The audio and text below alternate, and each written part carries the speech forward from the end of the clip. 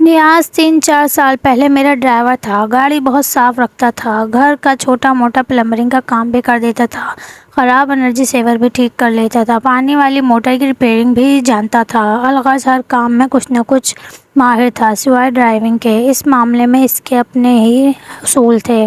مثلاً گاڑی ریورس کرتے ہوئے وہ شیشوں کی مدد لینے کا قائل نہیں تھا۔ جو ہی ٹھا کی آواز آتی خود ہی سمجھ جاتا کہ گاڑی اب مزید ریورس نہیں ہو سکتی۔ اس کے اکثر کام میرے ذمے تھے۔ مثلاً شام کو کسی ڈنر میں جانے کے لیے خود ہی گاڑی لے کر نکل جانا تو اکثر اس کا میسج آ جاتا، سر جی آتے ہوئے آدھی ڈبی سگریٹ لیتے آئیں۔ ایک دفعہ میں رات کو دیر تک کام کرتے ہوئے مجھے بھوک لگی۔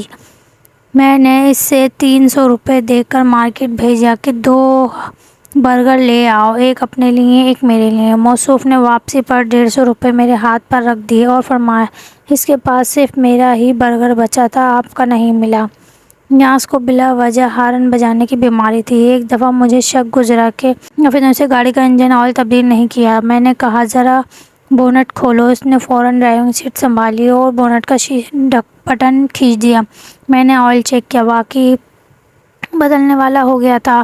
اس نے ہارن پر ہاتھ مارا۔ ایک تو بونٹ کھلا ہوا تھا، اوپر سے میں لگ بھگ ہارن کے اوپر جھکا ہوا تھا۔ ہاں کی آواز آئی اور مجھے یوں لگا جیسے میرے سامنے بلٹ ٹرین آ گئی ہے۔ آنکھوں کے آگے اندھیرا آ گیا اور کان بند ہو گئے۔ میں نے دیر ہو گیا۔ نیاز بوکھلا کر باہر نکلا اور جلدی سے مجھے اٹھایا۔ میں نے کھلی آنکھوں سے نیاز کو دیکھا اور لڑکھڑاتی ہوئی آواز میں پوچھا، میں کہاں ہوں؟ نیاز سمجھ گیا کہ میں ہوش میں نہیں ہوں۔ اس نے آؤ دیکھا نہ تاؤ بونٹ میں سے ریڈیئیٹر والی پانی کی بوتل کا ڈھکن کھولا اور میرے منہ پر چھینٹے مارے۔ ہوش بحال ہوتے ہی میں اس پر برس پڑا کہ گیراج میں گاڑی کھڑی کر ہارن بجانے کی کیا تک ہے۔ سہم کر بولا، میں تو صرف آپ سے پوچھنا چاہ رہا تھا کہ تیل پانی ٹھیک ہے نا؟ نیاز چرس کا بھی پیتا تھا اور اکثر مختلف بہانوں میں مجھ سے پیسے ایٹھتا رہتا تھا۔ چونکہ مجھے کچھ پتہ نہیں ہوتا تھا کہ گاڑی چلاتے ہوئے وہ کس عالم میں ہے، لہٰذا سختی سے ہدایت تھی کہ ڈرائیونگ کے دوران آرام سے اپنی لائن میں رہتا ہے، کسی گاڑی کے ساتھ ریس نہیں لگانی۔ ایک دن میں پچھلی سیٹ پر لیپ ٹاپ کھولے ایک سگریٹ اسکرپٹ پڑھ رہا تھا کہ اچانک گاڑی میں نیاز کی آواز گونجی، سر جی دعا کریں بچی بچ جائے۔ میں اتنے زور سے اچھلا کہ میرا سر گاڑی کی چھت سے ٹکرایا۔ اور کون سی بچی اور کس بچی کو گاڑی کے نیچے تو نہیں دے دیا؟ نیاز فوراً نے تسلی دی، نہیں صاحب جی، اپنی بچی کی بات کر رہا ہوں۔ میں چونک اٹھا کہ کیا ہوا تمہاری بچی کو؟ نیاز نے آپ بھری، بس سر جی گاؤں سے بیوی کا فون آیا، بچی کی طبیعت خراب تھی، ہسپتال۔ سر جی گاؤں سے بیوی کا فون آیا تھا، بچی کی طبیعت خراب تھی، ہسپتال لے کر گئے ہیں، لیکن ڈاکٹروں نے جواب دے دیا ہے۔ یہ سنتے ہی میں سکتے میں آ گیا۔ اگرچہ اس سے پہلے نیاز کئی دفعہ بچی کی علاج کے نام پر پیسے لے کر گاؤں بھیجنے کی بجائے جو میں لٹا چکا تھا، لیکن بہرحال وہ باپ تھا اور ایک باپ اپنی بچی کے بارے میں اتنا بڑا جھوٹ نہیں بول سکتا تھا۔ آفس پہنچ کر میں نے کچھ سوچا اور نیاز کے چھوٹے بھائی سعید کا فون ملایا۔ سعید گاؤں میں ہی رہتا تھا۔ سلام دعا کے بعد میں نے پوچھا کہ تمہارا بڑا بھائی بتا رہا تھا کہ تمہاری بھتیجی کو ڈاکٹروں نے جواب دے دیا ہے۔ اس کا لہجہ سن کر میں بوکھلا گیا۔ کیا کہا ڈاکٹروں نے؟ دوسری طرف سے آواز آئی، ڈاکٹروں نے کہا ہے کہ اب بالکل ٹھیک ہے، اسے گھر لے جائیں۔